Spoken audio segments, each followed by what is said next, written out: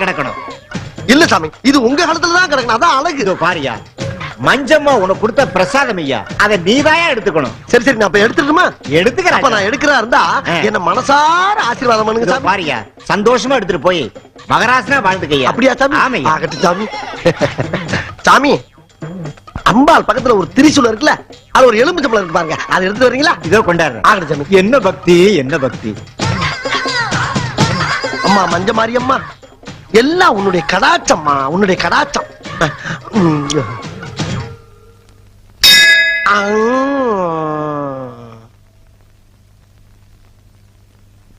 அடடே, தர்ம புண்ணியம் அதுக்குள்ள போயிட்டாரா?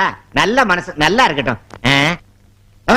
ஐயோ, என் தங்க உத்ராட்ச மாலையை காணுமே. அட பாவி, 10 ரூபா காசுக்கு ஆசைப்பட்டேன், 10,000 ரூபாய் உத்ராட்ச மாலையை அடிச்சுட்டு போயிட்டானே. டேய், அம்மனுக்கு மணியாட்ட என்கிட்ட ஆட்டையை போட்டியா? உன்னை சும்மா விட மாட்டேன்டா. இதோ வர்றேன்.